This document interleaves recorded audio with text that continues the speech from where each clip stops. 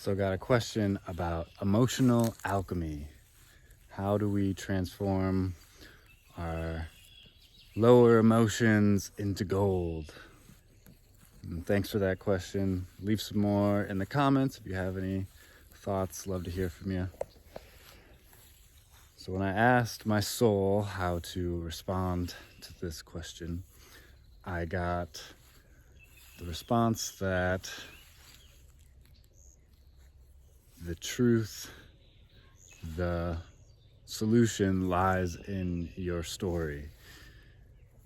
You have the ability to write whatever story you want. You can give these emotions and feelings that you are having any meaning that you decide. You might not be able to control these emotions. I think emotions are like bodies in a sense. They are guides from beyond, and they are sent to us so that we can work through them and clear them and see them and feel them. What we resist persists, so we do have to allow them in.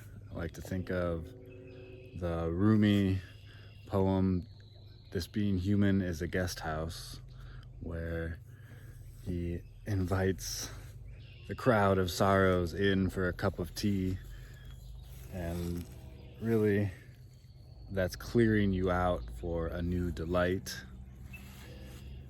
I can think back to my dark night of the soul, one of them at least, and for months and months I was clearing all these emotions from my childhood, all the programming and things that were going on in my environment that I had to purge from my system. And it was just months of work, months of feeling like blah, not good.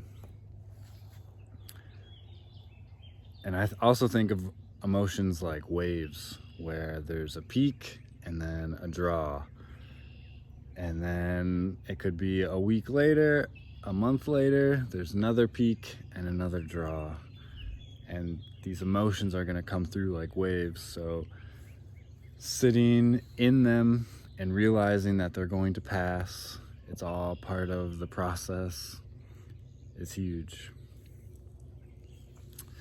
So those are some of the insights I have on emotions. First, you get to decide what they mean, how you value these emotions and how you use them. And I guess another thing to touch on is the difference between our higher mind and our lower mind. This is what awakening is all about. This is what we awaken to our soul so that we can use our personality, and there's a dance between the two. And when you're stuck in your personality, you don't realize that there's a part of you that isn't affected by anything. There's a part of you that is eternal and abides in the beyond. And so you don't have to really stress out about anything in the world. You can be in the world and not of it. That is the ultimate goal of my life. So I can handle and deal with all the worldly problems, but without letting it get to me, because I know who I am in my essence. I know that I came here for this. This is why I'm here.